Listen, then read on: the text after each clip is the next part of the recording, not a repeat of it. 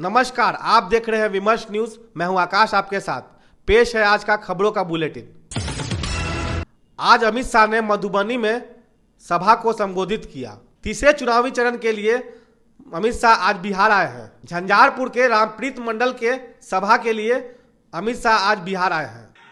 मुझे बताओ, ये लालू यादव जी को देश का प्रधानमंत्री बना सकते हैं क्या? स्टालिन जी देश संभाल सकते हैं क्या? ममता बनर्जी संभाल सकती है क्या? ये राहुल बाबा के बारे में दूर दूर से भी सोच सकते हैं क्या?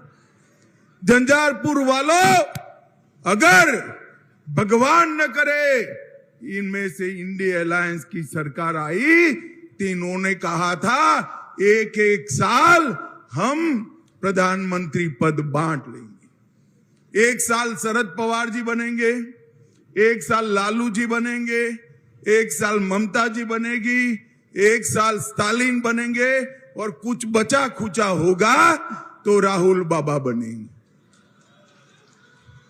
देश इस तरह से चल सकता है क्या? अमित शाह ने सोमवार को मधुबनी के साथ साथ बेगूसराय में भी चुनाव प्रचार किया। बेगूसराय में बीजेपी के उम्मीदवार गिरिराज सिंह हैं। मैं आज बिहार की जनता को बताने आया हूं, गरीबों की गाड़ी, कमाई का पैसा जिसने भी डकारा है उस पर कार्रवाई होगी, उसको जेल की सलाखों के पीछे डाल दिया जाएगा। आज तेजस्वी यादव ने कहा कि बेरोजगारी का मसला सबका मसला है। हिंदू मुसलमान सारे बेरोजगारी से जूझ रहे हैं। प्रधानमंत्री जी ने केवल बिहार नहीं बल्कि पूरे देश के लोगों को ठगने का काम किया और खास तौर पे बिहार के साथ पक्षपात किया, सौतेला व्यवहार किया। इसका जनता जो है बदला लेगी। राजनाथ सिंह कांग्रेस को डायनासोर की तरफ दावा प्रधानमंत्री ने किया है। तेजस्वी जी 40 में 40 सीट का दावा, उनका टंग स्लिप हो गया। 40 हारना बोल रहे थे, गलती से बोल रहे, जोर जोर से झूठ बोल रहे।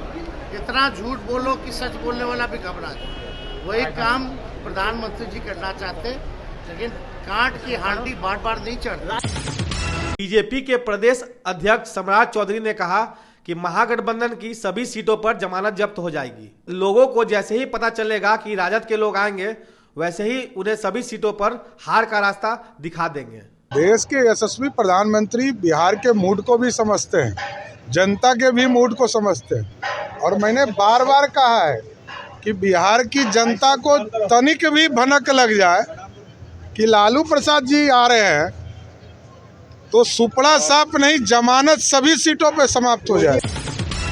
लालू यादव सालन जिले में कैंप कर रहे हैं। रोहिणी के लिए उन्होंने स्वास्थ्य की चिंता भी छोड़ दी है। जिला मुख्यालय छपरा पहुंचकर रोहिणी आचार्य ने नामांकन का पर्चा भरा। सारण लोकसभा सीट से आरजेडी प्रत्याशी और लालू यादव की बेटी रोहिणी आचार्य ने नामांकन दाखिल कर दिया है। उनके साथ पिता लालू यादव और राजद के वरिष्ठ नेता मौजूद रहे।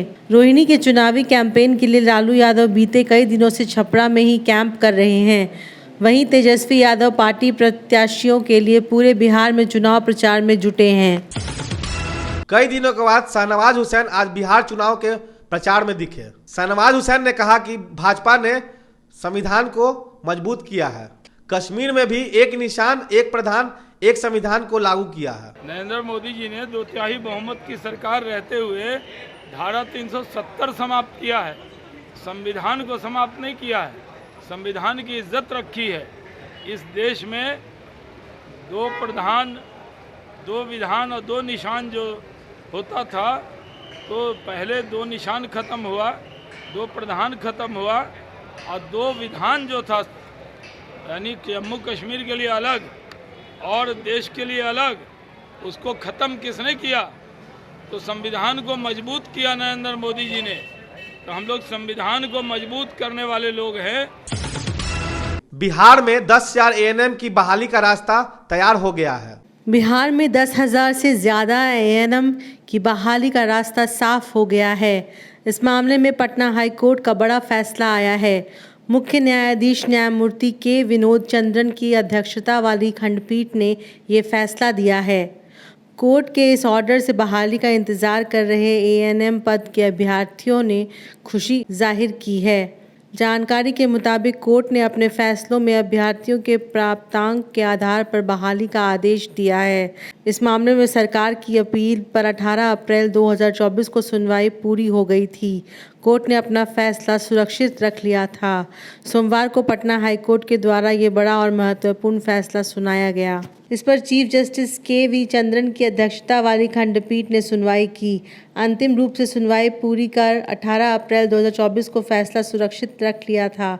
उसी फैसले को अदालत ने सुना दिया। कोर्ट ने स्पष्ट किया कि राज्य में एएनएम की नियुक्ति पूर्व की भांति उनके द्वारा प्राप्त अंकों के आधार पर की जाए। कोर्ट ने राज्य सरकार द्वारा जस्टिस मोहित शाह के आदेश को चुनौती वाली अपीलों को रद्द कर दिया और एकल पीठ के आदेश को सही ठहराते हुए अंकों के आधार पर भर्ती का निर्देश दिया। मनेर थाना क्षेत्र के शेरपुर में मंदिर के पास से शराब की बड़ी खेप पकड़ी गई है। गंगा नदी क्षेत्र के दियारा से ये शराब पहुंचाई जा रही थी। चुनाव को लेकर के हम लोग लगातार छापामारी कर रहे हैं। अवैध शराब के विरुद्ध भी और इलीगल जो भी इधर उधर हो रहे हैं हम लोग कार्रवाई कर रहे हैं। इसी क्रम में कल रात्रि में मनेर थाना अंतर्गत जो है और गंगा किनारे नाव से भारी मात्रा में अंग्रेजी शराब आ रहे थे। हम लोग को सूचना मिला था, हम लोग वहाँ पर गए और मौके से ही जो है सो भारी मात्रा में शराब को बरामद कर लिया गया है। उसमें एक कार और एक स्कूटी जब्त किया गया है। इसमें कौन कौन लोग संलिप्त है हम लोग उसकी जाँच कर रहे हैं। जो भी उसमें होगा उसकी सख्त कार्रवाई की जाएगी। चुनाव में यूज के लिए लाई जा रही थी शराब, ये भी कन्फर्म नहीं है, लेकिन अभी चुनाव का आचार संहिता लागू है। हम लोग चुनाव के मद्देनजर ही क्या कहते हैं हम लोग शराब और अन्य चीज़ पर लगातार छापेमारी कर रहे हैं, जिसका किस तरह से चुनाव को प्रभावित करने में यूज ना हो सके। तो इस तरह की खबरों में बने रहने के लिए आप देखते रहे विमर्श न्यूज़। अगर आपने हमारे चैनल को सब्सक्राइब नहीं किया तो जल्द जाके यूट्यूब पे सब्सक्राइब करें और बेल आइकन दबाना ना भूलें, ताकि पल पल का नोटिफिकेशन आपको मिलते रहे। तब तक के लिए मैं आकाश, विमर्श न्यूज़ के लिए धन्यवाद।